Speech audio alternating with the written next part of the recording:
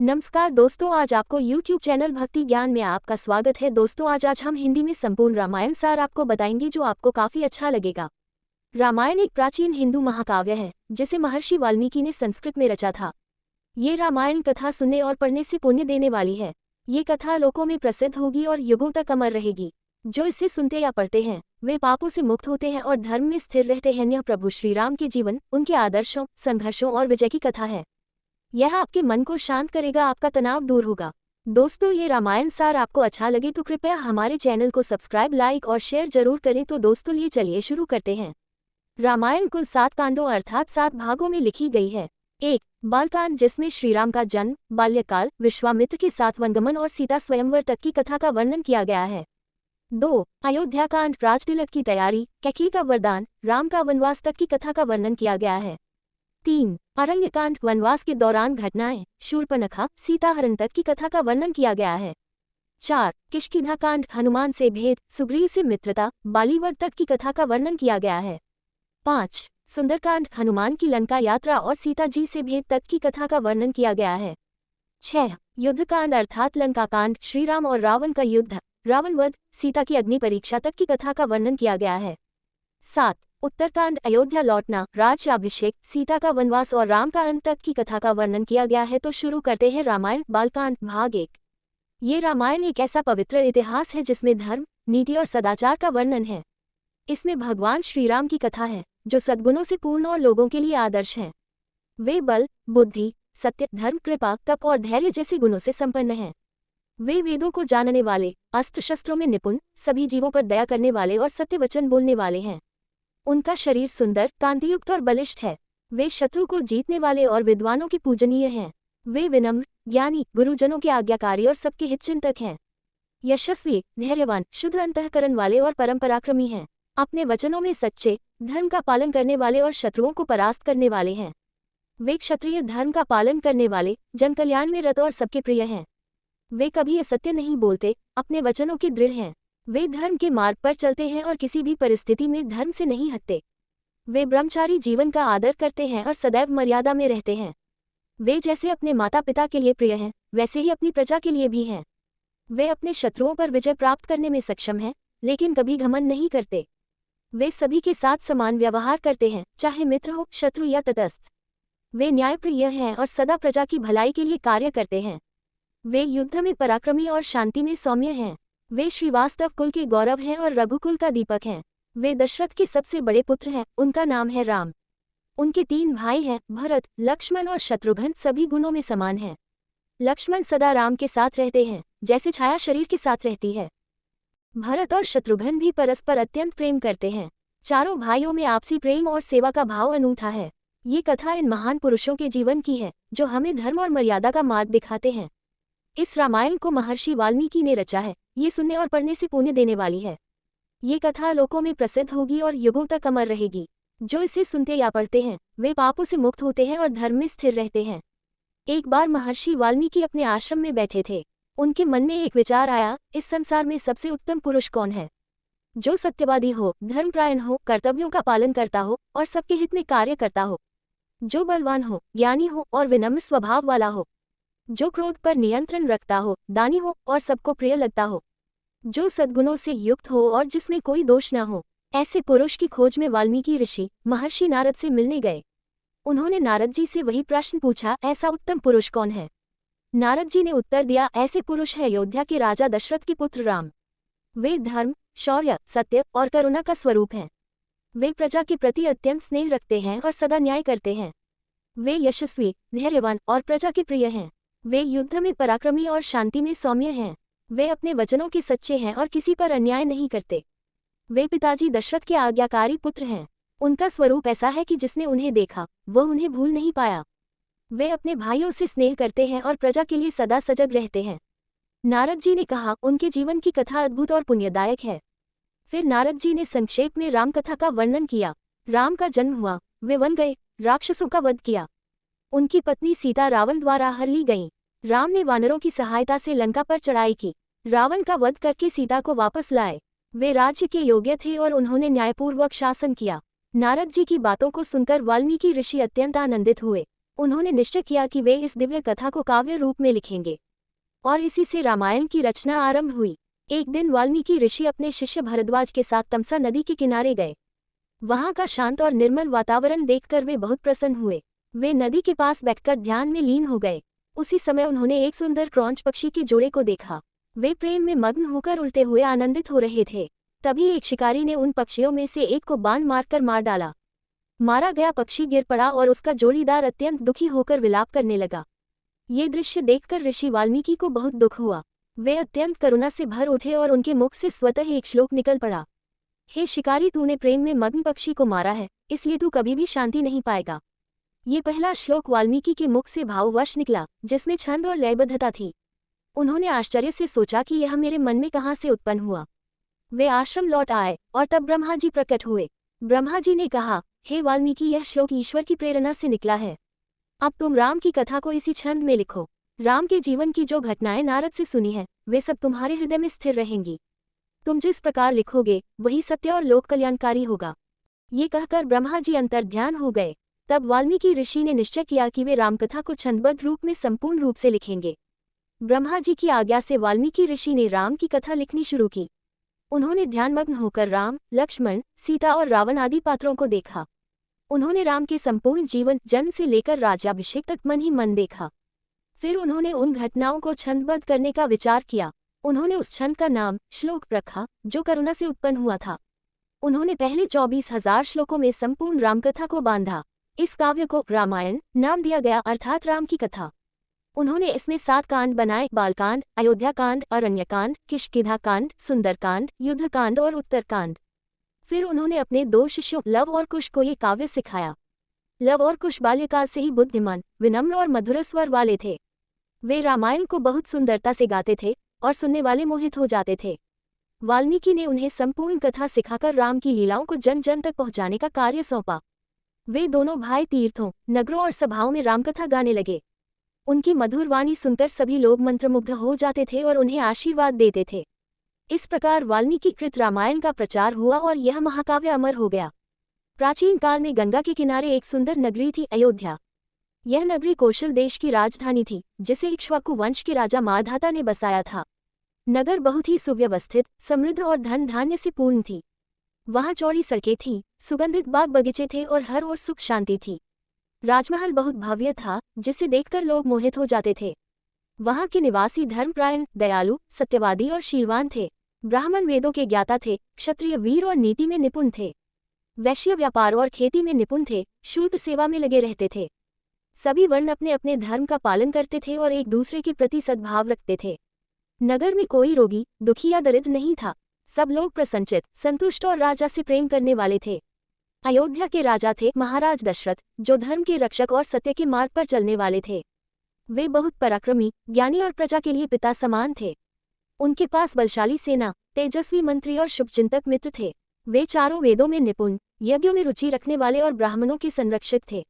उन्होंने अपनी राजधानी को इतना समृद्ध बना दिया था कि लोग स्वर्ग से उसकी तुलना करने लगे थे। राजा दशरथ वृद्ध हो चले थे, परंतु उनकी कोई संतान नहीं थी। इस कारण वे बहुत चिंतित रहते थे और वंश की चिंता उन्हें सताती थी। राजा दशरथ पुत्र की कामना से अत्यंत चिंतित रहते थे। उन्होंने अपने मंत्रियों से सलाह ली और ऋषियों से यज्ञ करने की अनुमति मांगी। मंत्रियों और पुरोहितों ने उन्हें पुत्रेष्टि यज्ञ करने का सुझाव दिया। यह यज्ञ ऋष्यशृंग मुनि द्वारा कराया जाना उचित बताया गया। ऋष्यशृंग एक तेजस्वी मुनि थे, जो स्त्रियों से दूर जंगल में रहते थे। उनके पिता वशिष्ठ मुनि ने उन्हें स्त्री संपर्क से दूर रखकर तपस्या में लगाया था। राजा अंक के राज्य में एक बार अकाल पड़ा, तब ऋष्यशृंग को वहां बुलाया गया। उनके आने से वहां वर्षा हुई और प्रजा को सुख मिला। उसी राज्य की राजकुमारी शांता से ऋष्यशृंग का विवाह हुआ। शांता राजा दशरथ की बेटी थी, जिन्हें अंगराज को गोद दिया गया था। दशरथ ने अपने मंत्रियों के साथ विचार किया कि ऋष्यशृंग को अयोध्या आमंत्रित करें। राजा अंक की सहमति से ऋष्यशृंग अपनी पत्नी शांता के साथ अयोध्या आए। राजा दशरथ ने उनका भव्य स्वागत किया और उन्हें यज्ञ का दायित्व सौंपा। ऋष्यशृंग ने कहा कि यह यज्ञ पुत्र प्राप्ति के लिए श्रेष्ठ है। यज्ञ की सभी सामग्री एकत्र की गई और शुभ मुहूर्त में यज्ञ आरंभ हुआ। ऋष्यशृंग ने विधिपूर्वक यज्ञ करना शुरू किया। ऋष्यशृंग मुनि द्वारा किया गया पुत्रेष्टि यज्ञ बहुत विधिपूर्वक संपन्न हो रहा था। यज्ञ की अग्नि से एक दिव्य पुरुष प्रकट हुए, जिनका शरीर सुवर्ण के समान चमक रहा था। उनके हाथ में एक सोने का पात्र था जिसमें दिव्य खीर पायस थी। उन्होंने कहा, हे राजन, यह अमृततुल्य खीर भगवान ने तुम्हारे लिए भेजी है। इसे अपनी पत्नियों को खिला देना, इससे तुम्हें उत्तम पुत्र प्राप्त होंगे। राजा दशरथ ने श्रद्धापूर्वक उस दिव्य खीर को स्वीकार किया। फिर उन्होंने खीर का एक भाग अपनी बड़ी रानी कौशल्या को दिया, दूसरा भाग रानी सुमित्रा को और तीसरा भाग रानी कैकेयी को दिया। अंत में शेष खीर का थोड़ा भाग फिर से सुमित्रा को दे दिया। तीनों रानियों ने प्रेमपूर्वक वह खीर ग्रहण की। समय आने पर तीनों रानियां गर्भवती हुईं और पूरे राज्य में आनंद फैल गया। इधर यज्ञ पूरा होते ही ऋषिशृंग अपने आश्रम को लौट गए। यज्ञ के प्रभाव से देवता, दैत्य और समस्त लोकों में हलचल मच गई।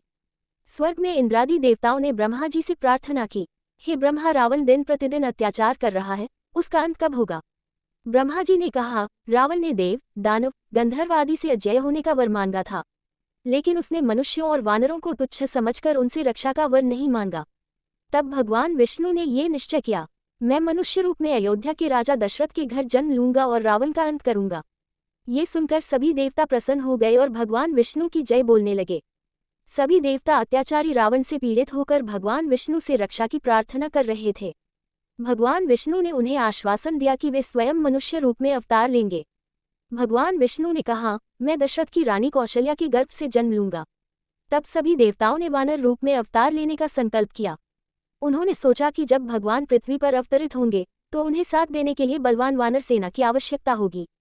इसलिए ब्रह्मा ने अन्य देवताओं को आदेश दिया कि वे भी वानर रूप में वीर पुत्रों को उत्पन्न करें। इस प्रकार देवताओं, गंधर्वों, यक्षों, अप्सराओं और ऋषियों ने भी बलवान वानर उत्पन्न किए। वे सभी पर्वतों, जंगलों और कंदराओं में रहने लगे और उनमें असाधारण बल था। उनमें से कोई पर्वतों को उछाल सकता था, कोई आकाश में उड़ सकता था। वे अत्यंत बुद्धिमान, तेजस्वी और पराक्रमी थे। सबका उद्देश्य केवल एक था, भगवान राम की सेवा और रावण का विनाश। इस प्रकार भगवान के कार्य के लिए सारी व्यवस्था भगवान की इच्छा से स्वयं होने लगी। समय बीता और दशरथ की रानियों को गर्भधारण किए 9 महीने पूर्ण हो गए। चैत्र मास की शुक्ल पक्ष की नवमी तिथि को पुनर्वसु नक्षत्र में भगवान विष्णु ने कौशल्या के गर्भ से जन्म लिया। उस समय अयोध्या में अपूर्व आनंद छा गया, आकाश से पुष्पों की वर्षा होने लगी। ब्राह्मणों ने वेद मंत्रों का उच्चारण किया, देवताओं ने नगाड़े बजाए। कौशल्या ने एक तेजस्वी पुत्र को जन्म दिया, जिनका रंग नीलकमल के समान था। दशरथ अत्यंत प्रसन्न हुए और उन्होंने ब्राह्मणों को दान दक्षिणा दी।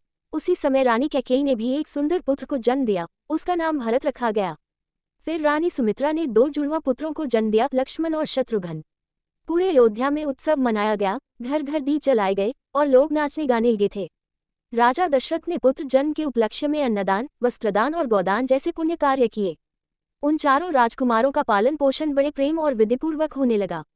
राम, भरत, लक्ष्मण और शत्रुघ्न धीरे धीरे सुंदर, गुणवान और तेजस्वी युवकों में परिवर्तित होने लगे।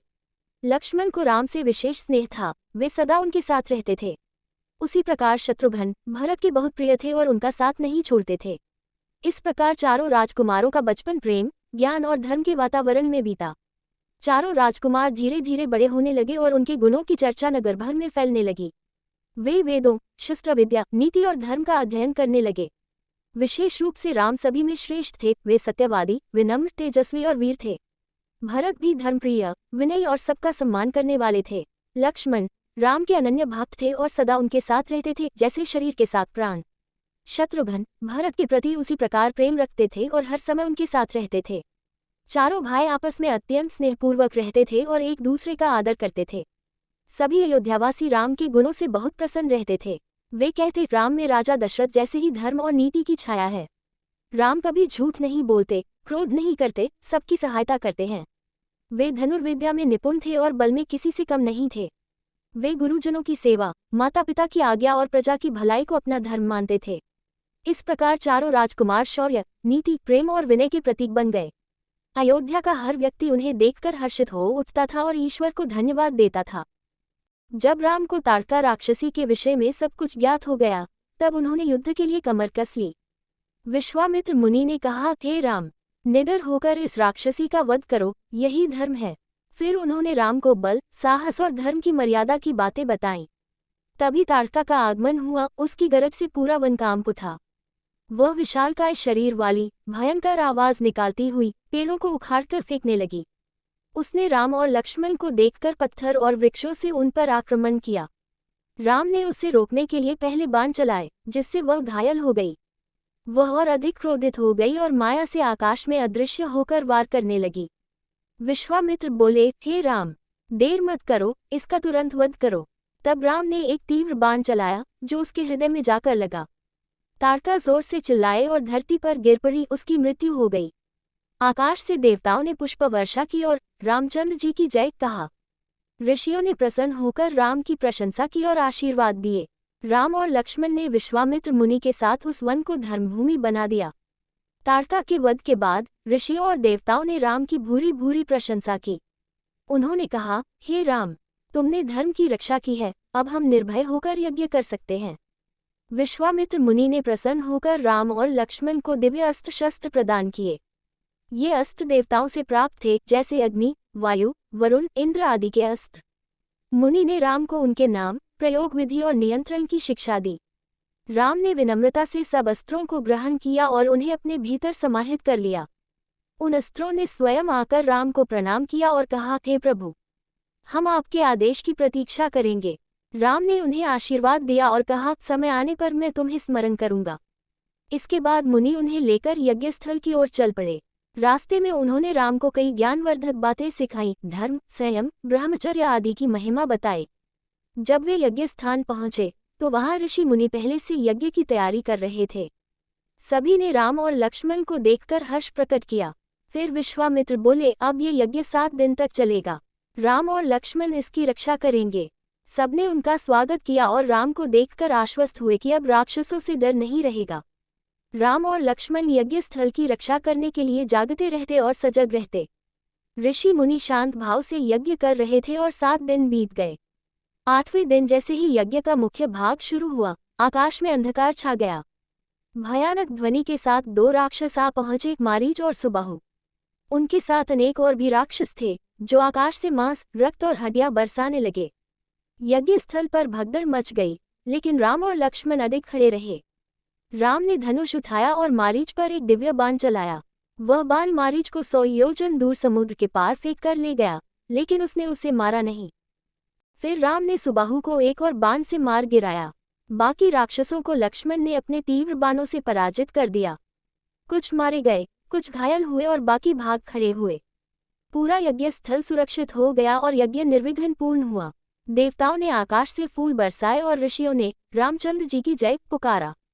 विश्वामित्र अत्यंत प्रसन्न हुए और बोले, हे राम, आज धर्म की विजय हुई है। सभी ऋषियों ने मिलकर राम और लक्ष्मण की प्रशंसा की और उन्हें आशीर्वाद दिया। यज्ञ पूरा होने के बाद ऋषियों और देवताओं ने विश्वामित्र और राम की खूब प्रशंसा की। अब मुनि विश्वामित्र राम और लक्ष्मण को लेकर मिथिला की ओर चल पड़े। चलते समय उन्होंने एक सुंदर वन में विश्राम किया। वहां राम ने पूछा, हे मुनिव, आपने पहले कहा था कि यह स्थान बहुत पवित्र है, कृपया इसकी कथा बताएं। विश्वामित्र ने कहा, ये वही स्थान है जहां भगवान शिव के धनुष की स्थापना हुई थी। ये धनुष अत्यंत भारी और दिव्य है, इसे कोई उठा नहीं सकता। राजा जनक के पास ये धनुष है।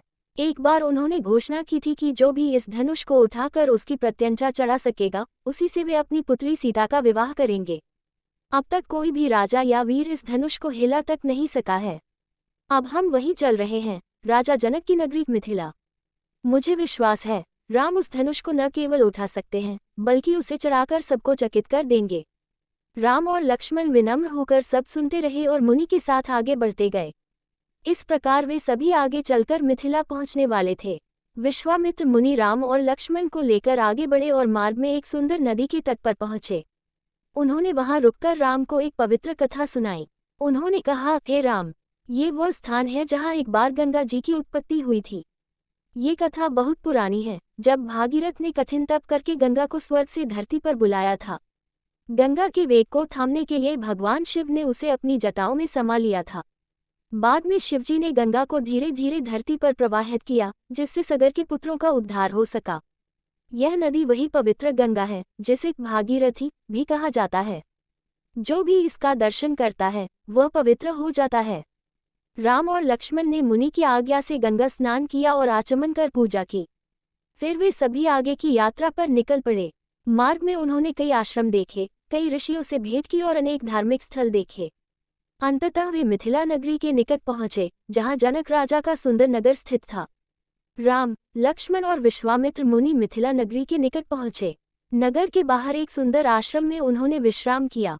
राजा जनक को जब पता चला कि विश्वामित्र मुनि उनके नगर पधारे हैं, तो वे तुरंत उन्हें आदरपूर्वक आमंत्रित करने आए। राजा जनक ने मुनि को प्रणाम किया और कहा, मुझे बहुत सौभाग्य प्राप्त हुआ है कि आप मेरे नगर आए। मुनि ने राम और लक्ष्मण का परिचय देते हुए कहा, ये अयोध्या के महाराज दशरथ के पुत्र हैं। राजा जनक ने दोनों भाइयों को देखकर अत्यंत प्रसन्नता प्रकट की और उन्हें भी सादर आमंत्रित किया। सब लोग जनक के महल में पहुंचे, जहां मुनि और राजकुमारों का सत्कार किया गया। राजा जनक ने विश्वामित्र से कहा, हे मुनिव, आपने मेरे राज्य को पवित्र कर दिया। फिर उन्होंने कहा, कल मैं सीता के स्वयंवर की तैयारी कर रहा हूँ। जो भी शिवजी के धनुष पर प्रत्यंचा चढ़ा सकेगा, मैं अपनी पुत्री का विवाह उसी से करूंगा। मुनि ने मुस्कुराकर राम की ओर देखा और कुछ नहीं बोले। राम और लक्ष्मण शांत भाव से सब सुनते रहे, किंतु उनके मन में कोई अहंकार नहीं था। राजा जनक ने विश्वामित्र मुनि से कहा, हे मुनिव, मैं आपको उस धनुष की कथा सुनाता हूँ। बहुत पहले देवताओं और राक्षसों के बीच युद्ध हुआ था। तब भगवान शिव ने इस धनुष का उपयोग करके देवताओं की रक्षा की थी। उस युद्ध के बाद ये धनुष क्षत्रियों के लिए पूजनीय हो गया। मेरे पूर्वजों को ये धनुष भगवान शिव से प्राप्त हुआ था। हमने इसे एक विशेष स्थान पर सुरक्षित रखा है और इसकी पूजा होती है। जब मेरी पुत्री सीता ने बचपन में इसे देखा तो सहज ही उसे हिला दिया। तब मैंने संकल्प लिया कि जो इस धनुष पर प्रत्यंचा चढ़ा सकेगा, उसी से मैं उसका विवाह करूंगा। अब तक अनेकों राजा आए, पर कोई भी उसे उठा तक नहीं सका। अब मैंने फिर से स्वयंवर की योजना बनाई है। कल सब राजा एकत्र होंगे। हे मुनिव, यदि आपके साथ आए राजकुमार भी इस प्रतियोगिता में भाग लेना चाहें, तो मैं स्वागत करता हूँ। विश्वामित्र ने प्रसन्न होकर उत्तर दिया, राजन, आप निश्चिंत रहिए। जो होगा, अच्छा ही होगा। फिर जनक ने अपने सेवकों को धनुष को सभा में लाने और स्वयंवर की व्यवस्था करने का आदेश दिया। सभा का वातावरण रोमांच और उत्सुकता से भर गया। अगले दिन राजा जनक ने भव्य स्वयंवर सभा का आयोजन किया। उस सभा में देश देश से आए अनेक राजा और वीर उपस्थित थे। सभा मंडप को फूलों, ध्वजाओं और रत्नों से सजाया गया था। बीच में भगवान शिव का दिव्य धनुष रखा गया था, जिसे सोने के रथ पर लाया गया था।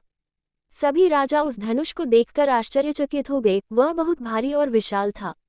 राजा जनक ने घोषणा की, जो इस धनुष को उठाकर उस पर प्रत्यंचा चढ़ा देगा, वही मेरी पुत्री सीता का पति बनेगा। एक एक करके अनेक वीरों ने प्रयास किया, लेकिन कोई भी उसे हिला भी नहीं सका। कुछ ने केवल छूने का प्रयास किया, कुछ ने देखकर ही प्रयास छोड़ दिया। सभा में सन्नाटा छा गया। सभी राजा निराश होने लगे। राजा जनक ने दुखी होकर कहा, क्या आज की सभा में कोई भी ऐसा पुरुष नहीं है जो शिवजी के धनुष को उठा सके? लगता है पृथ्वी वीरों से शून्य हो गई है। मैं दुर्भाग्यशाली हूँ जो अपनी पुत्री का विवाह नहीं कर पा रहा। राम और लक्ष्मण चुपचाप मुनि के पास बैठे थे, लेकिन राम के मुख पर आत्मविश्वास झलक रहा था।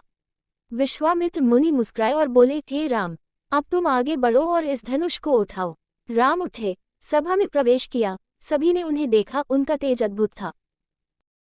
हमने बालकांड भाग 1 में जाना राम का जन्म, शिक्षा कैसे हुई, तारका राक्षस का वध कैसे किया, ऋषि मुनियों की रक्षा कैसे की तथा राम के स्वयंवर में जाने की तैयारी व स्वयंवर में शामिल हो जाना। इससे आगे शुरू करते हैं बालकांड भाग 2। राम विश्वामित्र मुनि की आज्ञा पाकर सभा में आगे बढ़े। सभा में उपस्थित सभी राजाओं और जनों की दृष्टि राम पर टिक गई। राम ने शिवजी के उस विशाल धनुष को देखा और श्रद्धा से प्रणाम किया। फिर वे अत्यंत सहजता से उस भारी धनुष को दोनों हाथों से उठा लिया। सभा में चारों ओर आश्चर्य की ध्वनि गूंज उठी। लोग अवाक रह गए। फिर राम ने बिना किसी प्रयास के धनुष की प्रत्यंचा चढ़ानी शुरू की।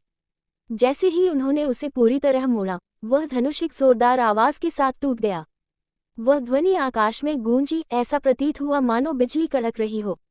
देवताओं ने आकाश से पुष्प वर्षा की और नगाड़े बजाए। सभी ऋषि मुनि और जनक के दरबार में उपस्थित लोग जय जयकार करने लगे। जनक अत्यंत प्रसन्न हुए और बोले, रामचंद्र जी ने धनुष तोड़कर अपना पराक्रम सिद्ध किया है। अब मैं अपनी पुत्री सीता का विवाह श्री राम से करूंगा। जनक ने तुरंत अपने दूतों को अयोध्या भेजा और दशरथ राजा को समाचार देने कहा।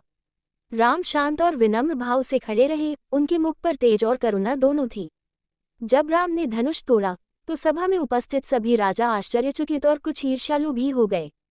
उनमें से एक राजा परशुराम का भक्त और क्षत्रिय विरोधी क्रोध में भर उठा। उसी समय धरती कांप उठी। वायु तेज चलने लगी और परशुराम स्वयं वहां प्रकट हो गए।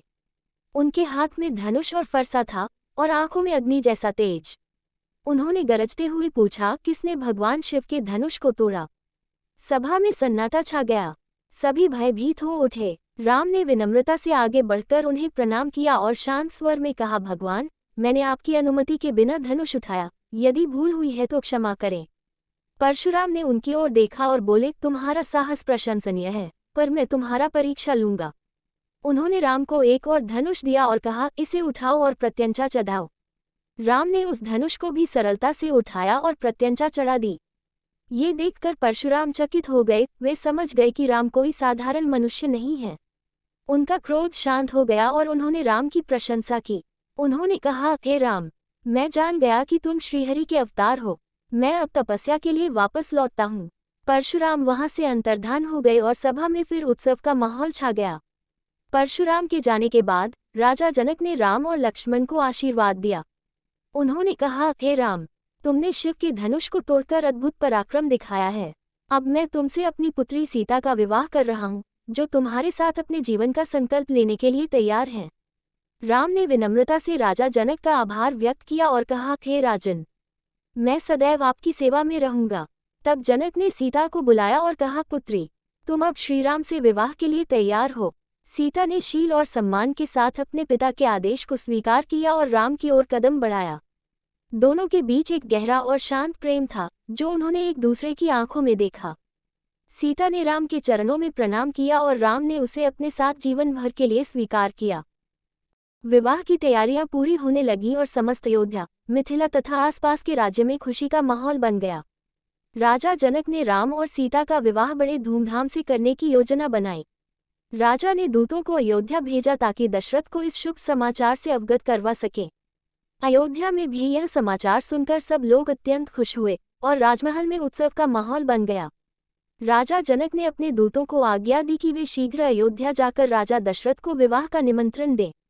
दूतों ने अयोध्या जाकर राजा दशरथ को प्रणाम किया और कहा, हे राजन, आपके पुत्र राम ने शिवधनुष तोड़ दिया है। राजा जनक ने सीता को राम के लिए वर दिया है। उन्होंने आपको और आपके परिवार को विवाह में सादर आमंत्रित किया है।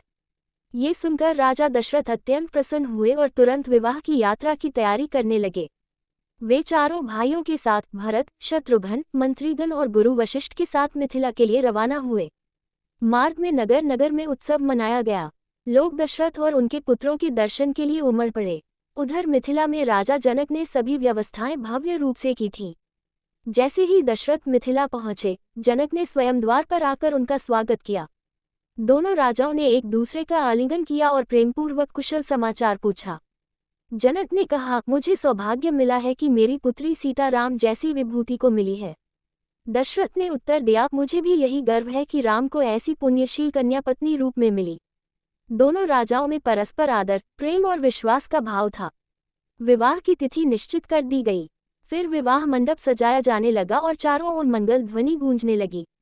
विवाह की शुभ तिथि निकट आई तो मिथिला नगरी को दुल्हन की तरह सजाया गया। नगर की गलियों में फूलों की मालाएं, दीपों की कतारें और रंग बिरंगी पताकाएं लहराने लगीं। ब्राह्मण वेद मंत्रों का उच्चारण कर रहे थे और स्त्रियां मंगल गीत गा रही थीं। जनक ने सीता के विवाह की सभी तैयारियां भव्य रूप से पूरी करवाईं। उसी समय गुरु वशिष्ठ ने राजा जनक से कहा, हे राजन, कृपा कर चारों राजकुमारों के योग्य कन्याएं बताए ताकि सबका विवाह साथ में हो सके। जनक ने प्रसन्न होकर कहा, यह मेरा सौभाग्य होगा। उन्होंने कहा, राम का विवाह मेरी ज्येष्ठ पुत्री सीता से होगा। लक्ष्मण का विवाह मेरी अनुज भ्राता कुशध्वज की पुत्री उर्मिला से होगा। भरत का विवाह मेरी कन्या मांडवी से होगा। शत्रुघ्न का विवाह कुशध्वज की पुत्री श्रुतकीर्ति से होगा। वशिष्ठ मुनि ने कहा, ये संयोजन अत्यंत शुभ है। सबके गुण मिलते हैं। फिर वेद रीति के अनुसार विवाह की विधियां आरंभ हुईं। समस्त देवता, ऋषि और लोक के जन उत्सव देखने को एकत्र हो गए। राम सीता, लक्ष्मण उर्मिला, भरत मांडवी और शत्रुघ्न श्रुतकीर्ति चारों युगल विवाह मंडप में आसीन हुए। मंत्रोच्चारण के साथ विवाह संपन्न हुआ और सब ओर मंगल ध्वनि गूंज उठी। चारों राजकुमारों का विवाह विधिपूर्वक संपन्न हो गया। चारों ओर हर्ष और उत्सव का वातावरण था। ब्राह्मणों को दान दक्षिणा दी गई। नगरवासियों को अन्न वस्त्र बांटे गए। विवाह उपरांत जनक ने सीता को आशीर्वाद देते हुए कहा, पुत्री, अब तुम अपने पति राम के साथ अयोध्या जाओ और सदा धर्म का पालन करना। पति की सेवा और ससुराल में सभी के प्रति सम्मान तुम्हारा सबसे बड़ा धर्म होगा। जनक ने उर्मिला, मांडवी और श्रुतकीर्ति को भी यही सदाचार की शिक्षा दी। फिर जनक ने राजा दशरथ से कहा, हे राजन, अब आप अपने पुत्रों और नववधुओं के साथ अयोध्या पधारें। अगले दिन प्रातःकाल जनक ने भेंट स्वरूप वस्त्र, रत्न, हाथी, घोड़े आदि उपहार अयोध्या के लिए विदा करते समय दिए। राजा दशरथ, गुरु वशिष्ठ और चारों पुत्र वधुओं के साथ अयोध्या की ओर रवाना हुए। मार्ग में नगर नगर में लोग दर्शन को उमड़ पड़े। सबने विवाह के इस दिव्य प्रसंग की प्रशंसा की।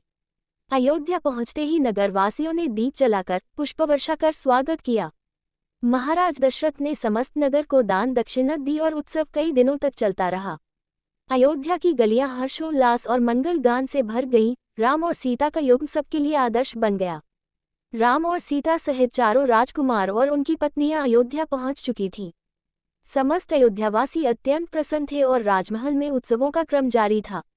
एक दिन मुनि विश्वामित्र ने राजा दशरथ से आज्ञा मांगी, हे राजन, अब मेरा कार्य पूर्ण हो गया है, मैं आश्रम को लौटना चाहता हूँ। राजा दशरथ ने मुनि का आभार प्रकट किया और कहा, हे मुनिवर, आपने मेरे पुत्र को अपने ज्ञान और तप से महान बनाया है। राम, लक्ष्मण और चारों भाइयों ने मुनि के चरणों में प्रणाम किया। विश्वामित्र ने उन्हें आशीर्वाद दिया, हे राम, तुम्हारा जीवन धर्म, पराक्रम और करुणा से परिपूर्ण रहेगा। तुम्हारे जैसा आदर्श पुरुष युगों में जन्म लेता है। इस पृथ्वी का कल्याण निश्चित है। ये कहकर मुनि वहां से अंतर्धान हो गए और अपने आश्रम लौट गए। इसके बाद अयोध्या में शांति, समृद्धि और उत्सव का वातावरण बना रहा। राम और सीता एक दूसरे के साथ धर्म, प्रेम और सम्मान से जीवन यापन करने लगे। चारों भाई आपस में अत्यंत स्नेह से रहते थे और एक दूसरे का सम्मान करते थे। बालकांड का ये भाग यहीं समाप्त होता है। राम का जीवन अब एक नए मोड़ की ओर बढ़ता है। अयोध्या में राम, लक्ष्मण, भरत और शत्रुघ्न अपने अपने धर्मपत्नी के साथ आनंदपूर्वक रहने लगे।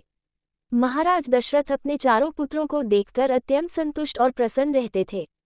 एक दिन राजा दशरथ ने सभा में अपने मंत्रियों और गुरु वशिष्ठ से कहा, अब मैं वृद्ध हो चला हूँ, राज्य का भार राम को सौंपने की इच्छा रखता हूँ। ये सुनकर सभा के सभी सदस्य अत्यंत प्रसन्न हुए और राम के गुणों की प्रशंसा करने लगे। गुरु वशिष्ठ बोले, राम धर्म, सत्य, शील, पराक्रम और विनय का साक्षात स्वरूप हैं। वे उत्तम राजा सिद्ध होंगे।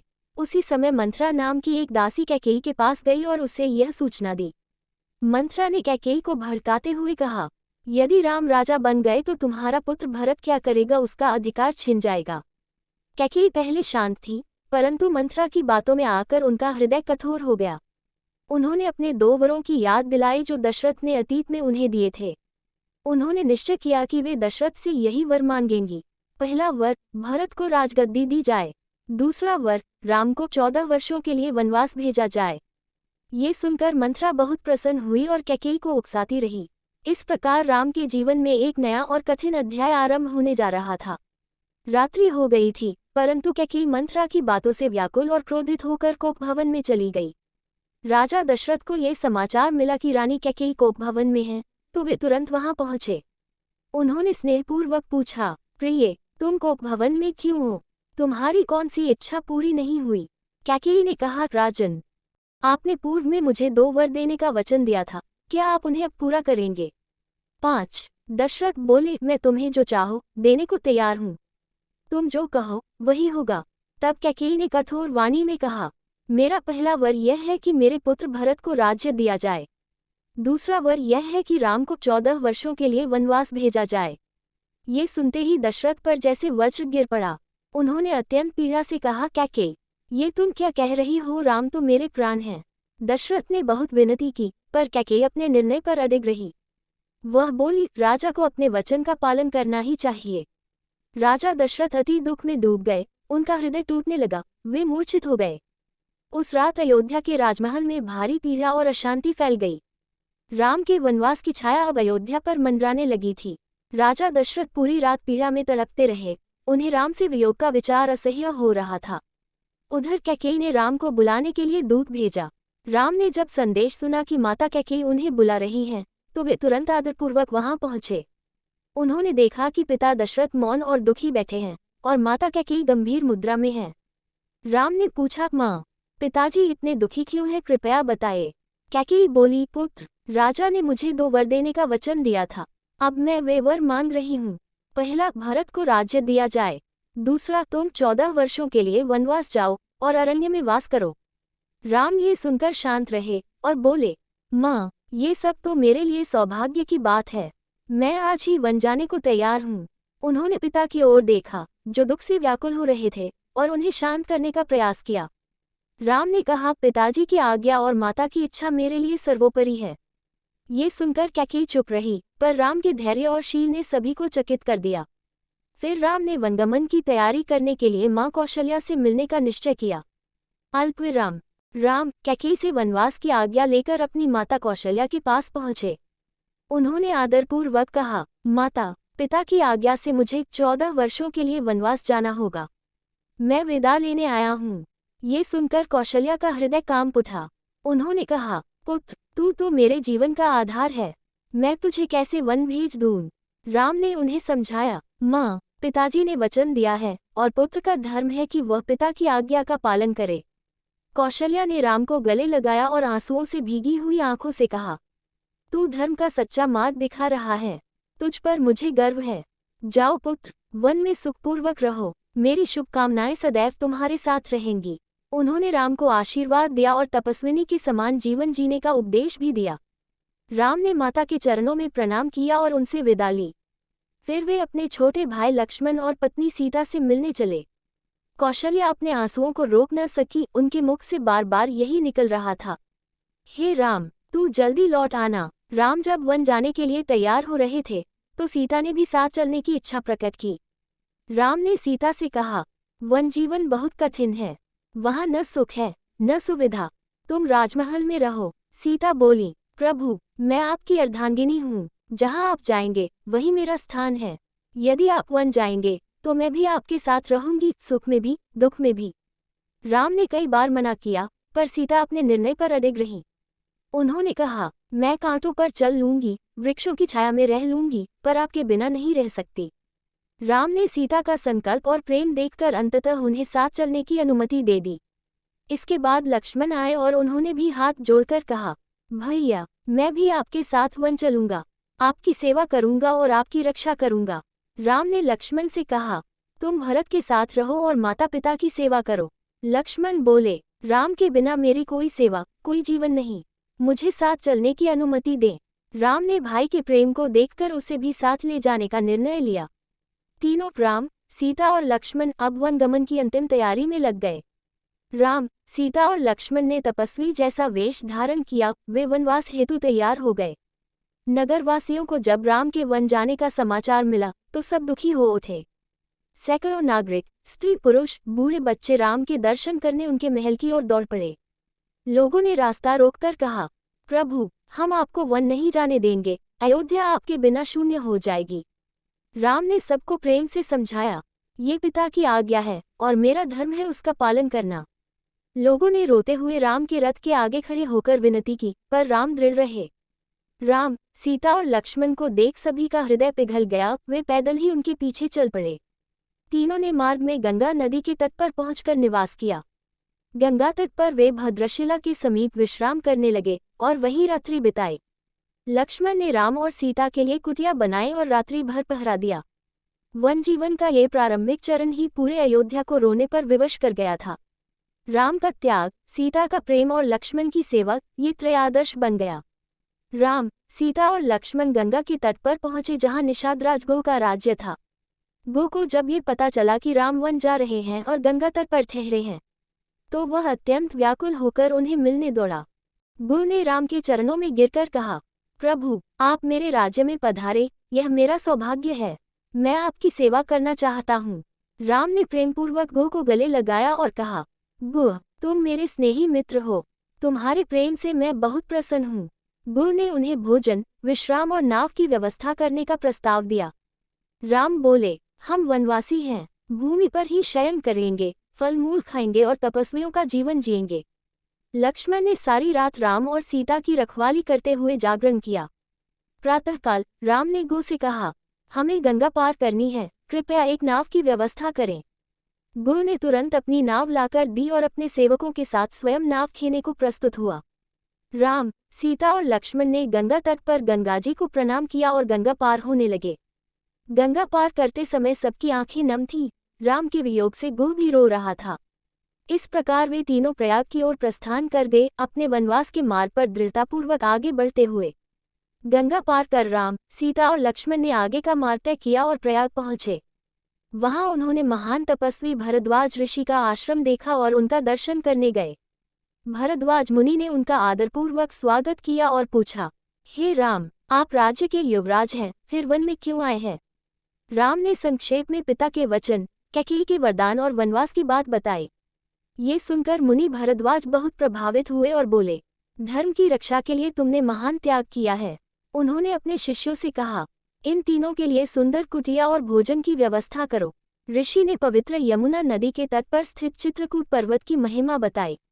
उन्होंने कहा, हे राम, चित्रकूट बहुत सुंदर, शांत और तपस्वियों के लिए उपयुक्त स्थान है। वहां जाकर निवास करें। राम ने ऋषि को प्रणाम किया और उनकी आज्ञा मानते हुए चित्रकूट की ओर प्रस्थान किया। मार्ग में उन्होंने यमुना नदी को पार किया और चित्रकूट पर्वत की ओर बढ़े। वहां की प्राकृतिक सुंदरता, शांत वातावरण और नदी वनों को देखकर वे बहुत प्रसन्न हुए। इस प्रकार वे तीनों चित्रकूट में निवास हेतु पहुंचे, जो उनके वनवास का प्रमुख केंद्र बनने वाला था। राम, सीता और लक्ष्मण यमुना नदी पार कर चित्रकूट की ओर बढ़े। यमुना के तट पर राम ने नदी को प्रणाम किया और उसके पवित्र जल से आचमन किया। चित्रकूट पहुंचकर उन्होंने एक सुंदर स्थान देखा, शांत वन, कल कल करती नदियां और पक्षियों का मधुर स्वर। राम ने लक्ष्मण से कहा, भाई, यही स्थान हमारे रहने के लिए उपयुक्त है। यहाँ एक कुटिया बनाओ। लक्ष्मण ने तुरंत सुंदर पत्तों और लकड़ियों से एक तपस्वी कुटिया बना दी। तीनों ने वहां निवास करना शुरू कर दिया और साधु जनों की भांति जीवन जीने लगे। वे फल मूल से भोजन करते, नदी में स्नान करते और प्रभु का ध्यान करते थे। चित्रकूट में रहते हुए राम ने धर्म, त्याग और सेवा के आदर्श को जीवित रखा। वहां के ऋषि मुनि, वनवासी और जीव जंतु सभी राम की उपस्थिति से आनंदित थे। उधर अयोध्या में राम के वियोग में राजा दशरथ का दुख और बढ़ गया था। वे राम राम कहते हुए अश्रु बहा रहे थे और शोक में उनकी स्थिति बिगड़ती जा रही थी। राम, सीता और लक्ष्मण चित्रकूट के वनों में आनंदपूर्वक तपस्वियों की भांति रहने लगे।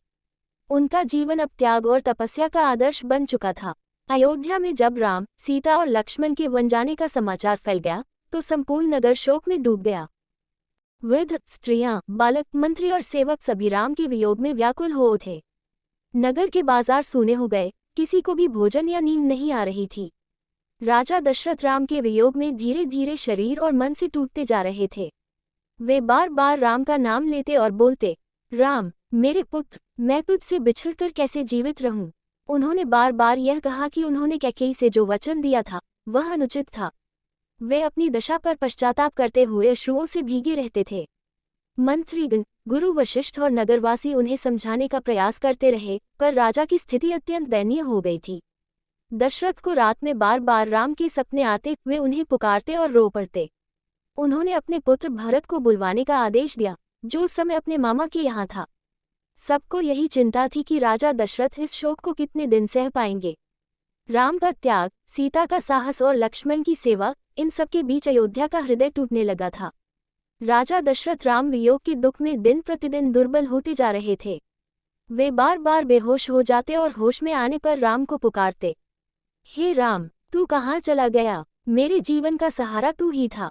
उनके मंत्रियों और सेवकों ने भरत को बुलाने के लिए शीघ्र दूत भेजा। उस समय भरत अपने नाना के घर कैकेयी देश में थे और उन्हें किसी बात का पता न था। दूतों ने भरत को अयोध्या की स्थिति बताई और तुरंत लौटने का अनुरोध किया। भरत को जब ये ज्ञात हुआ कि राम वनवास चले गए हैं और पिता शोक में हैं, तो वे अत्यंत दुखी हुए और तुरंत रवाना हो गए। उनके साथ शत्रुघ्न भी अयोध्या लौटे। दोनों भाइयों के हृदय में भारी पीड़ा थी। अयोध्या पहुंचते ही उन्होंने नगर की उदासी देखी, न दीप जल रहे थे, न लोग प्रसन्न थे। भरत ने ये दृश्य देखकर कहा, लगता है कोई बड़ा अनर्थ हुआ है। वे सीधे महल पहुंचे, पर वहां राम नहीं थे, न पिता की कोई आवाज आ रही थी। उन्होंने माता कौशल्या और सुमित्रा से सच्चाई पूछी, तो सब कुछ जानकर उनके हृदय में शोक भर आया। भरत वहीं रो पड़े। उन्हें ये बात स्वीकार नहीं थी कि राम वन जाएं और वे राज्य करें। भरत ने राम के वनवास की बात जानकर अत्यंत क्रोध और दुख के साथ माता कैकेयी से पूछा, माता, आपने ऐसा क्यों किया? आपने राम को वन क्यों भेजा? कैकेयी ने गर्व से कहा, यह मैंने अपने वरदानों के द्वारा किया है। मैं चाहती हूँ कि तुम राजा बनो। ये सुनते ही भरत का मुख क्रोध से लाल हो गया। उसने कहा, आपने अन्याय किया है। मुझे ये राज्य नहीं चाहिए जो राम के त्याग पर आधारित हो। भरत ने आगे कहा, आपने मुझे कलंकित कर दिया है। मैं राम को वापस लाऊंगा और स्वयं वन चला जाऊंगा। उसने सिंहासन को हाथ तक नहीं लगाया और पिता दशरथ के पास गया। लेकिन वहां पहुंचने पर उसे ज्ञात हुआ कि राजा दशरथ राम वियोग में शरीर त्याग चुके हैं। ये सुनकर भरत और शत्रुघ्न विलाप करने लगे, पिताश्री, हमें माफ कीजिए, हम आपके अंतिम दर्शन भी न कर सके। अयोध्या नगरी में शोक का सागर उमड़ पड़ा। सबने राजा के निधन का शोक मनाया। गुरु वशिष्ठ और अन्य ऋषियों ने राजा के अंतिम संस्कार की विधि करवाई। भरत ने पिता की चिता को अग्नि दी और अंतिम क्रियाएं पूरी की। इसके बाद भरत ने सबके सामने कहा, अब मैं राम को लाने चित्रकूट जाऊंगा और उनसे आग्रह करूंगा कि वे ही राजा बने। ये निश्चय करके भरत ने वन यात्रा की तैयारी शुरू कर दी। उनका हृदय राम के चरणों में समर्पित हो चुका था।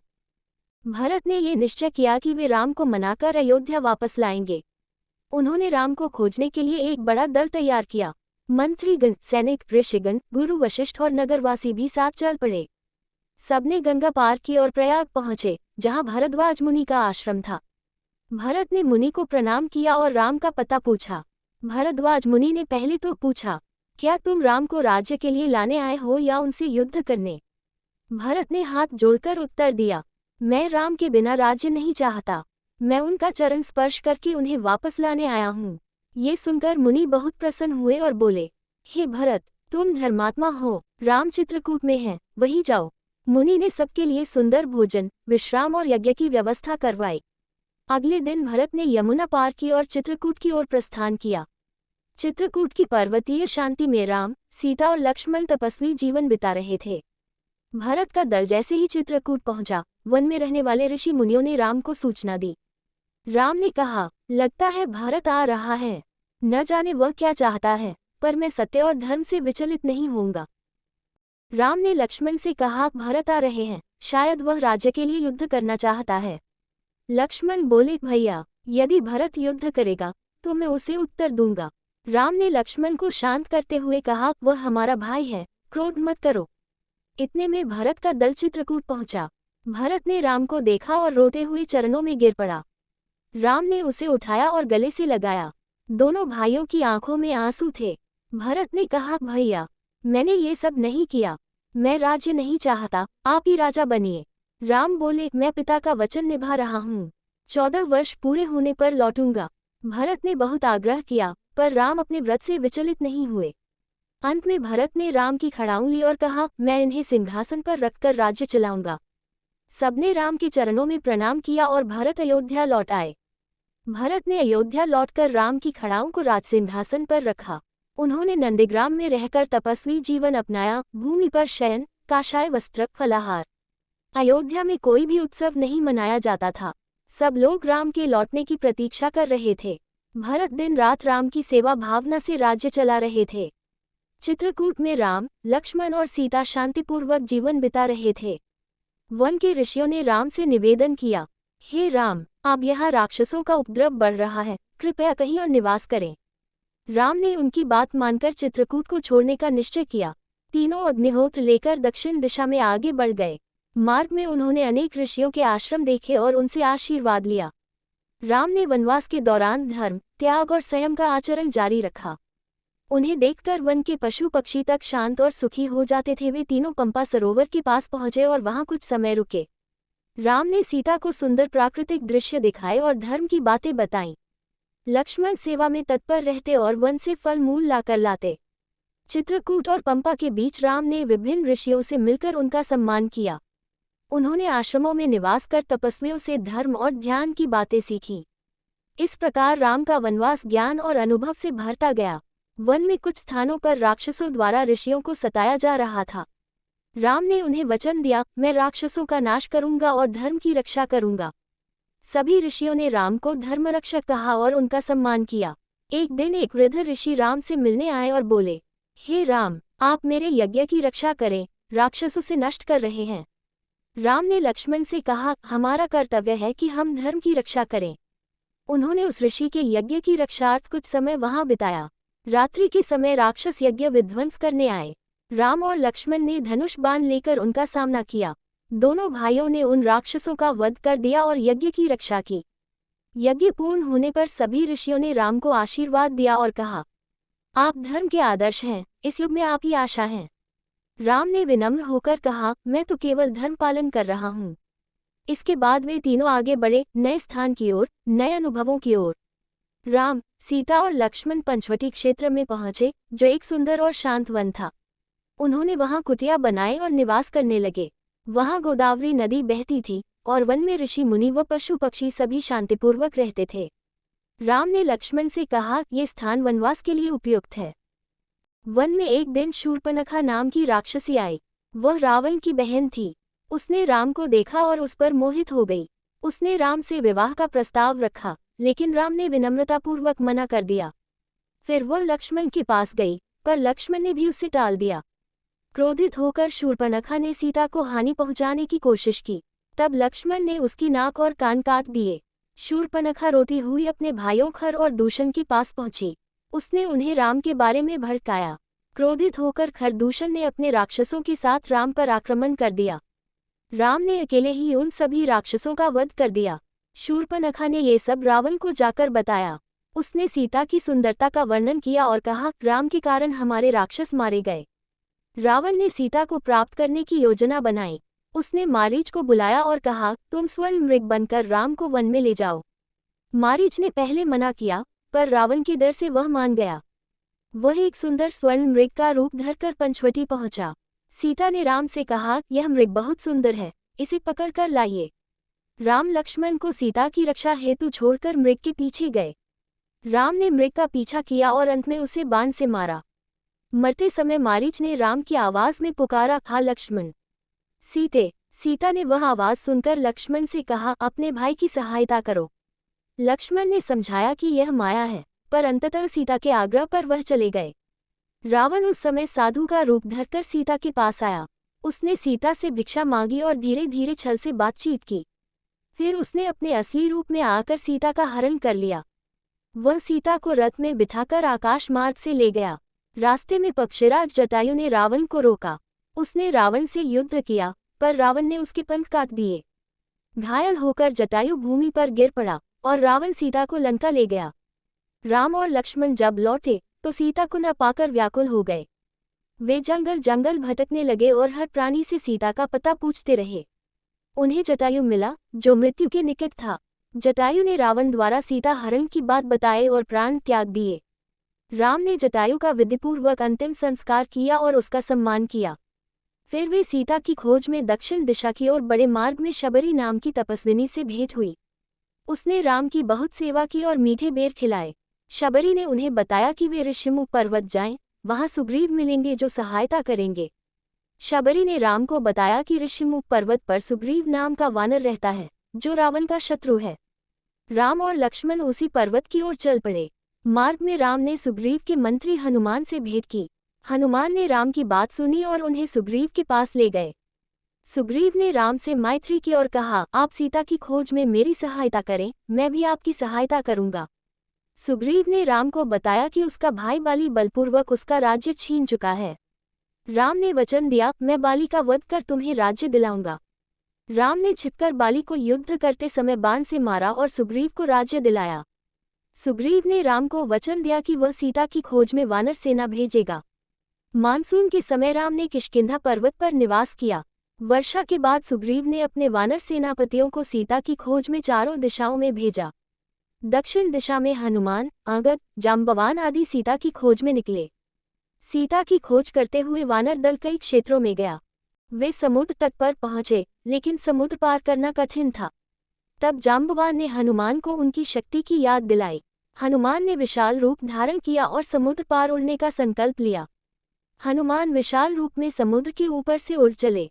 मार्ग में उन्हें सुरसा नामक राक्षसी ने रोका, पर उन्होंने बुद्धि से उसे हराया। उन्होंने सिन्हिका नामक राक्षसी को भी पराजित किया। अंत में वे लंका पहुंच गए और एक पहाड़ी पर उतरे।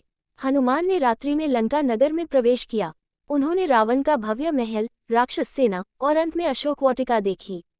वहीं उन्होंने सीता माता को अशोक वृक्ष के नीचे बैठा पाया। वे चुपचाप वृक्ष की शाखा पर बैठ गए और सीता की दशा देख रो पड़े। रावण ने सीता को मनाने के लिए अनेक उपाय किए, पर वह न मानी। उसने धमकी दी कि 1 महीने में यदि विवाह न किया तो मृत्यु दे दूंगा। रावण के जाने के बाद राक्षसियां सीता को डराने लगीं। तभी एक राक्षसी त्रिजटा ने सीता को ढांढस बंधाया और कहा, आपको कुछ नहीं होगा। हनुमान ने सीता को राम की अंगूठी दी और कहा, मैं राम का दूत हूँ। सीता ने हनुमान को चूड़ामणि देकर कहा, ये राम को देना और कहना कि मैं उनकी प्रतीक्षा कर रही हूँ। हनुमान ने लंका में अशोक वाटिका और राक्षस सेना में हलचल मचा दी। उन्होंने अतिकाय और अक्षय कुमार जैसे राक्षसों को मार गिराया। रावण ने हनुमान को पकड़वाया और सभा में लाया। उसने कहा, इनकी पूंछ में आग लगाओ। हनुमान ने आग लगी पूंछ से लंका नगर में आग लगा दी। फिर उन्होंने समुद्र पार कर लौटकर राम को सीता का संदेश और चूड़ामणि दी। राम ने सीता की खबर सुनकर प्रसन्नता प्रकट की। वानर सेना समुद्र किनारे पहुंची और राम से कहा, अब युद्ध की तैयारी करें। राम ने समुद्र से मार देने की प्रार्थना की, पर समुद्र शांत रहा। राम ने क्रोध में बाण उठाया, तब समुद्र देवता प्रकट हुए और नल नील को पुल बनाने का उपाय बताया। पुल निर्माण आरंभ हुआ और राम की सेना लंका की ओर चल पड़ी। नल और नील ने समुद्र पर पुल बनाना शुरू किया। वानरों ने बड़े बड़े पत्थर लाकर समुद्र में डाले और वे तैरने लगे। राम का नाम लिखे हुए पत्थर पानी में नहीं डूबते थे। दिन रात मेहनत से पुल बन गया और सब वानर सेना लंका की ओर बढ़ी। राम और उनकी वानर सेना ने लंका के पास डेरा डाला। रावण ने अपने मंत्रियों से सलाह ली। विभीषण ने समझाया कि राम से बैर मत लो, सीता को लौटा दो। रावण ने विभीषण की बात नहीं मानी। तब विभीषण राम के पास चले गए। विभीषण राम की शरण में आए। सुग्रीव ने पहले संदेह जताया, लेकिन राम ने कहा, जो मेरी शरण आए वह सुरक्षित है। राम ने विभीषण को लंका का भविष्य का राजा घोषित किया। फिर राम ने युद्ध की रणनीति बनाई। राम ने अंगद को रावण के पास दूत बनाकर भेजा। अंगद ने सभा में कहा, सीता को लौटाओ और राम से क्षमा मांगो। रावण क्रोधित हुआ और अंगद का अपमान किया। अंगद लौट आए और युद्ध की घोषणा हो गई। दोनों पक्षों में भयंकर युद्ध प्रारंभ हुआ। वानर और राक्षस आपस में टकराने लगे। रावण के पुत्र इंद्रजीत ने मायावी अस्त्र चलाकर राम और लक्ष्मण को घायल कर दिया। गरुड़ के आगमन से नागपाश टूट गया और राम लक्ष्मण स्वस्थ हुए। लक्ष्मण और रावण का भीषण युद्ध हुआ। लक्ष्मण ने रावण को मूर्छित किया, पर रावण फिर से चेत गया। अंत में राम और रावण का युद्ध हुआ। राम ने ब्रह्मास्त्र से रावण का वध कर दिया। राम ने विभीषण को लंका का राजा बनाया। उन्होंने सीता को अग्नि परीक्षा से बुझने को कहा, जिससे उनकी शुद्धता प्रमाणित हो। अग्निदेव ने सीता को निर्दोष बताया। ब्रह्मा, इंद्र और अन्य देवता प्रकट हुए और राम की स्तुति की। अंत में पुष्पक विमान द्वारा राम, सीता और लक्ष्मण अयोध्या के लिए रवाना हुए। नमस्कार दोस्तों, अब हम शुरू करते हैं अयोध्या कांड। अयोध्या में सुख शांति थी और राजा दशरथ वृद्ध हो चले थे। उन्होंने सोचा कि राम को युवराज बनाया जाए। उन्होंने मंत्रियों और गुरु वशिष्ठ से परामर्श किया। सभी ने सहमति दी, राम गुणों में श्रेष्ठ हैं, उन्हें युवराज बनाएं। दशरथ ने राम के राज्याभिषेक की तैयारी का आदेश दिया। पूरी अयोध्या में उत्सव की तैयारी होने लगी। नागरिक प्रसन्न होकर घर सजाने लगे। राम को युवराज बनने की सूचना दी गई। सीता ने भी आनंदपूर्वक व्रत और पूजा शुरू की। सभी लोग राम के राजतिलक का बेसब्री से इंतजार करने लगे। मंथरा नाम की दासी कैकेयी के पास आई। उसने कैकेयी को भड़काया, राजा राम को युवराज बना रहे हैं, तुम्हारा पुत्र भरत चला गया। पहले कैकेयी ने विरोध नहीं किया, पर मंथरा ने उसे समझाकर लालच और ईर्ष्या पैदा की। अंततः कैकेयी ने कठोर मन बना लिया।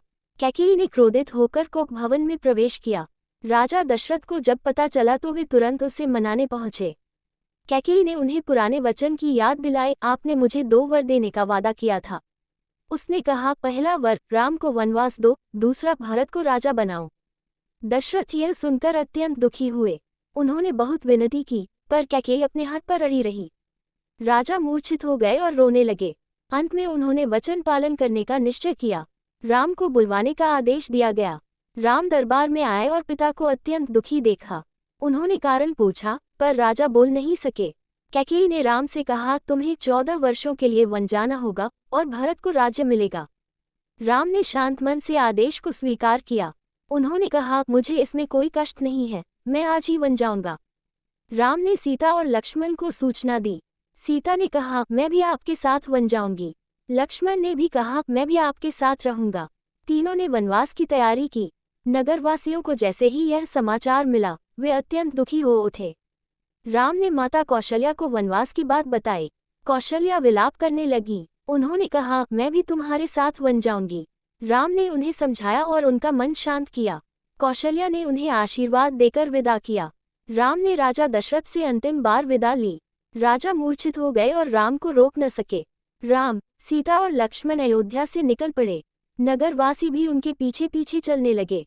तीनों तामसा नदी के किनारे रुककर रात्रि विश्राम करते हैं। राम ने सब नागरिकों से प्रेमपूर्वक लौट जाने को कहा। सब लोगों ने दुखी मन से विदाई ली।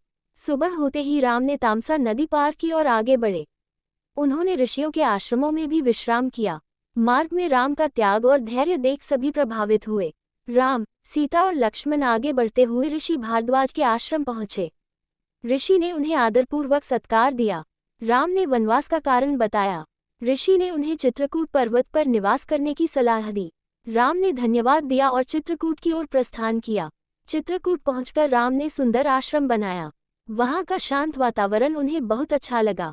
राम, सीता और लक्ष्मण ने तपस्वी जीवन अपनाया। वे जंगल के फल फूल से जीवन यापन करने लगे। पास के ऋषि मुनि भी राम के गुणों से प्रभावित होकर उनसे मिलने आए। अयोध्या में राजा दशरथ राम वियोग में दुखी रहने लगे।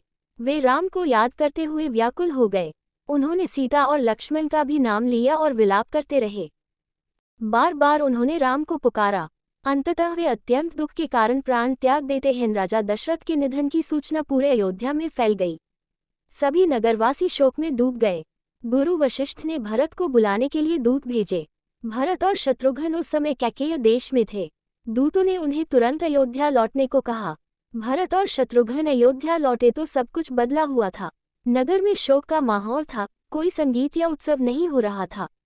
उन्हें राम, लक्ष्मण और सीता की अनुपस्थिति का पता चला। जब उन्हें राजा दशरथ की मृत्यु और राम के वनवास की बात पता चली, वे स्तब्ध रह गए।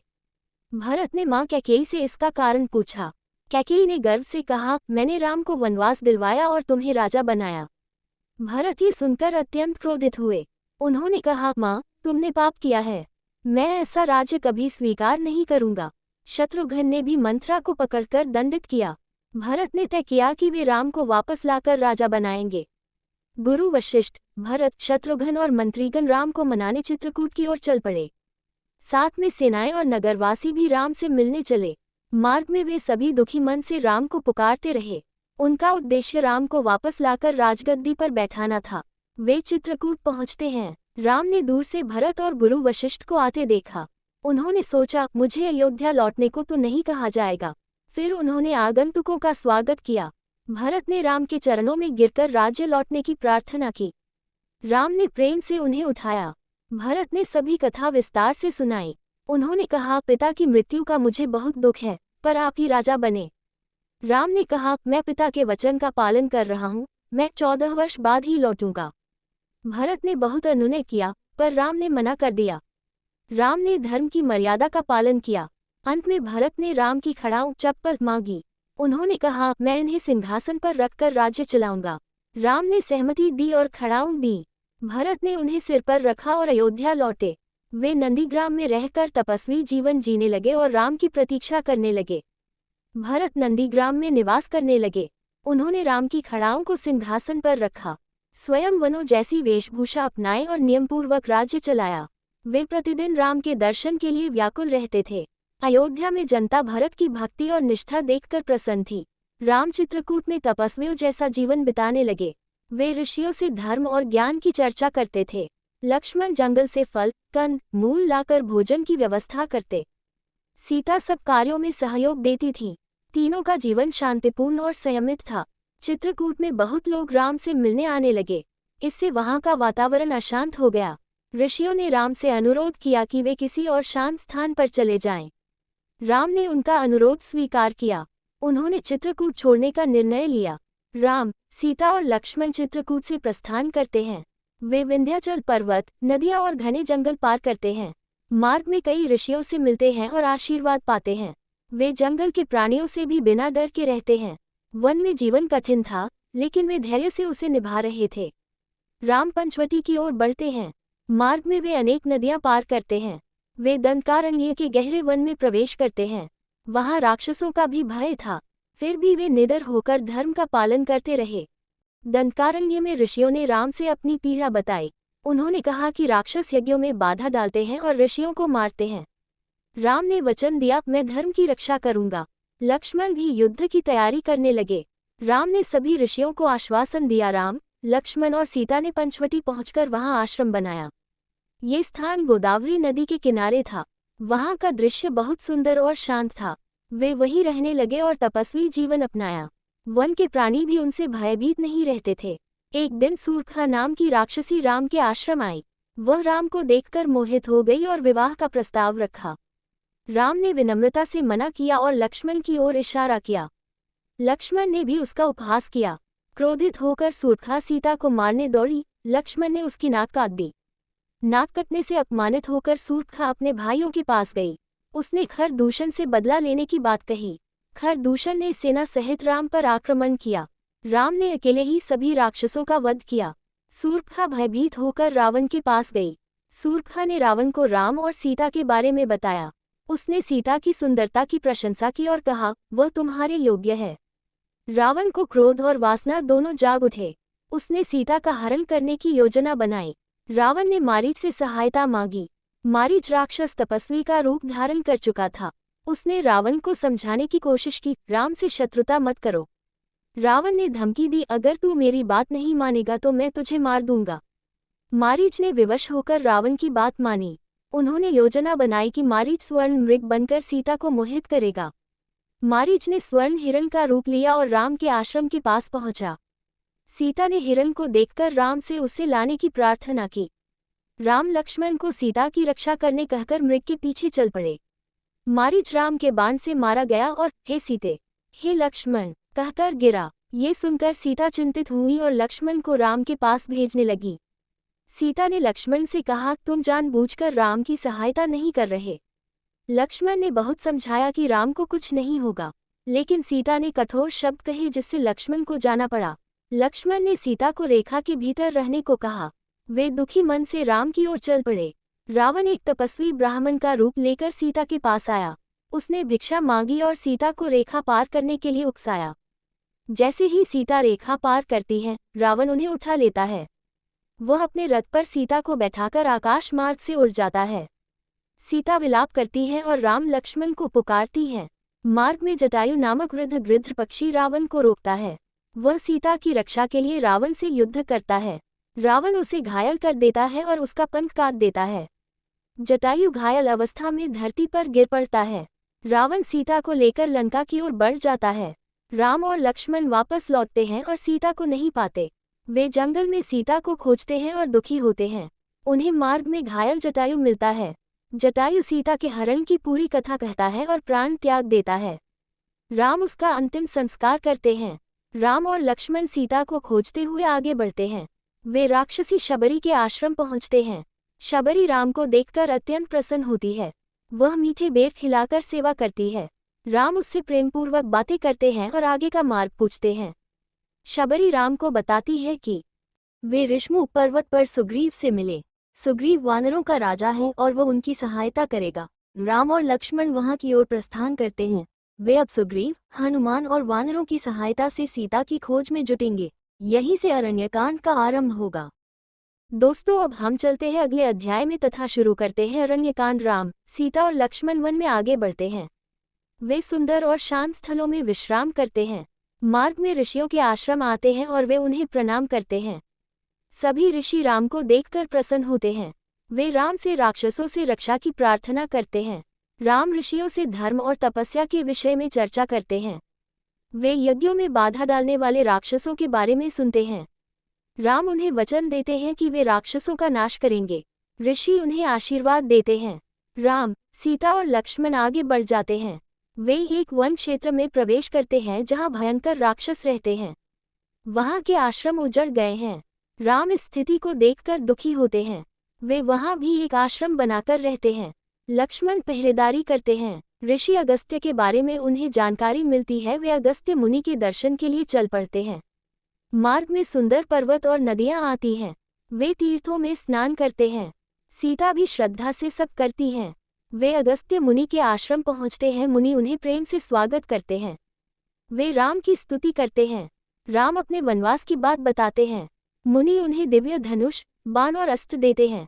अगस्त्य मुनि उन्हें पंचवटी में निवास करने की सलाह देते हैं तथा वे पंचवटी की महिमा बताते हैं।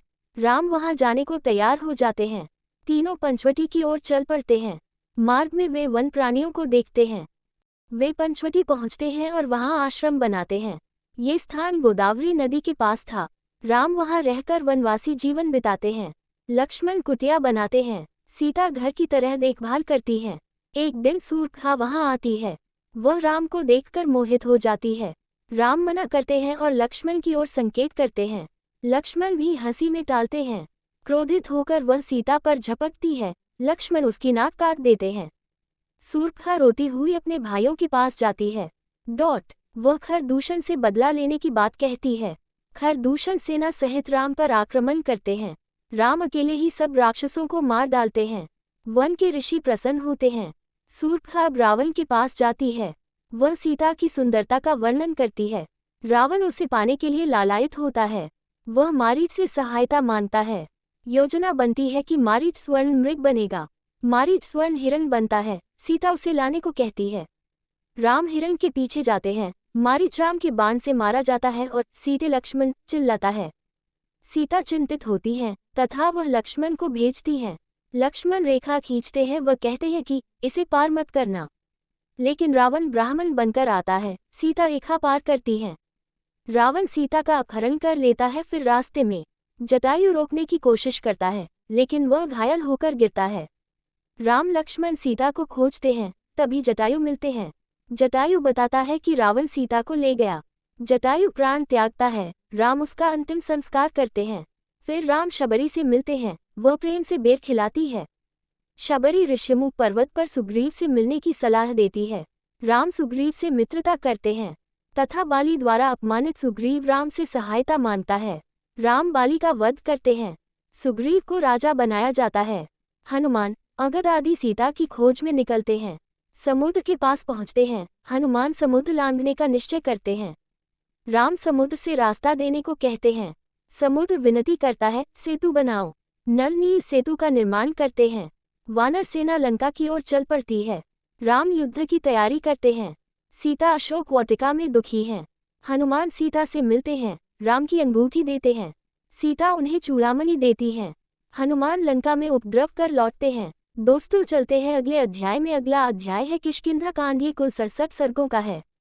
इस कांड में राम और वानरों की मित्रता, बाली का वध और सीता की खोज की योजना विस्तार से बताई गई है। राम और लक्ष्मण ऋष्यमुख पर्वत पहुंचते हैं।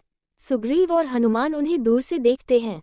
हनुमान ब्राह्मण वेश में आकर राम से मिलते हैं। वे राम की बातों से प्रभावित होकर उन्हें पहचान लेते हैं। राम और सुग्रीव की मित्रता होती है, अग्नि को साक्षी मानकर। सुग्रीव अपनी पत्नी को बाली द्वारा छीने जाने की कथा सुनाते हैं। राम उसे न्याय दिलाने का वचन देते हैं। फिर बाली को ललकारने की योजना बनती है। राम उसे पहचानने के लिए सुग्रीव को पुष्कर वन भेजते हैं। बाली और सुग्रीव का युद्ध होता है लेकिन राम बाली को नहीं मारते क्योंकि वे पहचान नहीं पाते। सुग्रीव फिर से युद्ध के लिए जाता है, इस बार गले में फूल की माला पहनकर। बाली और सुग्रीव का भीषण युद्ध होता है। राम छिपकर बाली पर बाण चलाते हैं और उसे मार गिराते हैं। मरते समय बाली राम से प्रश्न करता है। राम उत्तर देते हैं कि धर्म के अनुसार यह उचित था। बाली अपने पुत्र अंगद को राम के संरक्षण में सौंपता है। बाली का अंतिम संस्कार होता है तथा सुग्रीव किष्किंधा का राजा बनता है। सुग्रीव राज्य में रम जाता है और सीता की खोज भूल जाता है। राम लक्ष्मण को सुग्रीव को याद दिलाने भेजते हैं। लक्ष्मण क्रोधित होकर किष्किंधा पहुंचते हैं। तारा लक्ष्मण को शांत करती है और सुग्रीव को बुलाती है। सुग्रीव को पश्चाताप होता है और वह वानरों को बुलाता है। वानरों की विशाल सेना इकट्ठी होती है। उत्तर, दक्षिण, पूर्व और पश्चिम 4 दिशाओं में दल भेजे जाते हैं। अंगद के नेतृत्व में दक्षिण दिशा की ओर हनुमान, जाम्बवंत आदि जाते हैं। राम हनुमान को सीता खोज के लिए अंगूठी देते हैं। दक्षिण दिशा में पर्वत, जंगल और समुद्र पार करते हैं। वे ऋषियों से मार्ग पूछते हैं और कठिनाइयों का सामना करते हैं। एक गुफा में प्रवेश करते हैं जहां स्वर्णिम नगर होता है। वहां से निकलकर समुद्र तट पर पहुंचते हैं और निराश होते हैं। तथा वानर सोचते हैं कि यदि सीता का पता नहीं चला तो मृत्यु निश्चित है। फिर एक संपाति नामक पक्षी प्रकट होता है जो कि जटायु का भाई था। वह बताता है कि सीता लंका में रावण के पास है। हनुमान समुद्र लांघने के लिए कमर कसते हैं। वह सब वानर हनुमान की जय जयकार करते हैं। हनुमान संकल्प लेते हैं कि वे समुद्र पार करेंगे। पर्वत पर चढ़कर छलांग लगाते हैं। आकाश मार्ग में सुरसा नामक नागमाता उन्हें परीक्षा देती है। सिन्हिका नामक राक्षसी उन्हें रोकती है। हनुमान उसे मार देते हैं। अंततः वे लंका पहुंचते हैं। लंका कांड की भूमिका बनती है। दोस्तों, अब हम शुरू करने जा रहे हैं अगला अध्याय युद्ध कांड। इसके पिछले अध्याय लंका कांड के अंत में राम की वानर सेना समुद्र पार कर लंका पहुंचती है। दोनों ओर से युद्ध की तैयारियां होने लगती हैं। वानर सेना, जिसमें सुग्रीव, हनुमान, अंगद, नल, नील, जाम्बवंत आदि प्रमुख योद्धा हैं, युद्ध के लिए तत्पर हैं। दूसरी ओर रावण की सेना में शक्तिशाली राक्षस जैसे मेघनाद, कुंभकर्ण, प्रहस्त, महोदर, निकुंभ आदि युद्ध के लिए सजग हैं। तो चलिए शुरू करते हैं युद्ध कांड। श्रीराम युद्ध से पहले एक बार फिर शांति का संदेश भेजते हैं। अंगद रावण की सभा में जाते हैं और कहते हैं, हे रावण, सीता को लौटा दो, राम से क्षमा मांगो। तुम जैसे वीर के लिए यही उचित है। पर रावण क्रोधित हो जाता है और अंगद को अपमानित करता है। अंगद क्रोधित होकर सभा में अपना पैर गाड़ देते हैं और चुनौती देते हैं, यदि कोई योद्धा मेरा पैर हिला दे तो मैं हार मान लूं। पर कोई नहीं हिला पाता। तब अंगद लौट आते हैं और युद्ध निश्चित हो जाता है। इसके बाद राक्षसों और वानरों के बीच घमासान युद्ध होता है। पहले दिन वानर राक्षस सेना आमने सामने होती है। भयानक युद्ध होता है। वानर सैनिक पर्वत, वृक्ष, पत्थर फेंकते हैं। राक्षस अस्त्र शस्त्र चलाते हैं। नल, नील, अंगद, हनुमान आदि कई राक्षसों को मार गिराते हैं। रावण के सेनापति प्रहस्त का वध राम द्वारा होता है। इसके बाद रावण का पुत्र मेघनाद आता है। वह रावण का पुत्र मेघनाद अत्यंत शक्तिशाली योद्धा होता है। वह मायावी युद्ध करता है और राम लक्ष्मण पर नागपाश चलाता है, जिससे दोनों मूर्छित हो जाते हैं। वानर दुखी हो जाते हैं। तभी गरुड़ प्रकट होते हैं और नागपाश को काट देते हैं। फिर एक युद्ध में इंद्रजीत लक्ष्मण को शक्तिबाण से मूर्छित कर देता है। वैद्य सुषेण कहते हैं, हिमालय पर संजीवनी बूटी लानी होगी। हनुमान उड़कर हिमालय जाते हैं, पर पहचान नहीं पाते, इसलिए पूरा पर्वत उठा लाते हैं। लक्ष्मण संजीवनी से स्वस्थ होते हैं तथा लक्ष्मण इंद्रजीत से भीषण युद्ध करते हैं। इंद्रजीत पहले मायावी युद्ध करता है, पर विभीषण की सलाह पर लक्ष्मण उसका छिपा स्थान ढूंढ निकालते हैं। भीषण युद्ध होता है और अंततः लक्ष्मण बाण से इंद्रजीत का वध करते हैं। इसके बाद रावण अब अपने भाई कुंभकर्ण को जगाता है, जो 6 महीने की नींद में था। कुंभकर्ण अत्यंत विशाल और बलशाली होता है। वह वानरों को कुचलने लगता है। राम अंततः अपने दिव्य बाणों से उसका वध करते हैं। अंत में अब रावण स्वयं युद्धभूमि में आता है। श्रीराम और रावण के बीच भयंकर युद्ध होता है। अग्निबाण, वायुबाण, नागबाण आदि चलते हैं। पहले दिन रावण घायल होकर भाग जाता है। अगले दिन फिर भीषण युद्ध होता है। विभीषण बताते हैं कि रावण की नाभि में अमरता का रहस्य छुपा है। राम ने दिव्य ब्रह्मास्त्र चलाया, जो रावण की नाभि भेदता है और रावण का अंत हो जाता है। देवता, गंधर्व, ऋषि आकाश से पुष्पवर्षा करते हैं। रावण के वध के बाद सीता को राम के पास लाया जाता है। राम कहते हैं, मैंने तुम्हें छुड़ाया, पर तुम्हारी पवित्रता का प्रमाण चाहिए। सीता अग्नि में प्रवेश करती है और अग्निदेव स्वयं उन्हें पुष्पमालाओं से सुशोभित करके बाहर लाते हैं। राम तब कहते हैं, मैं जानता था कि तुम पवित्र हो, पर संसार के लिए यह आवश्यक था। विभीषण को लंका का राजा बनाया जाता है। पुष्पक विमान से राम, सीता, लक्ष्मण और वानर अयोध्या के लिए प्रस्थान करते हैं। भरत 14 वर्षों से राम की प्रतीक्षा कर रहे थे। राम के लौटते ही राज्याभिषेक होता है। यहीं पर युद्ध कांड का समापन होता है। इसके बाद राम का राज्याभिषेक होता है। प्रजा सुखी होती है तथा धर्म की स्थापना होती है।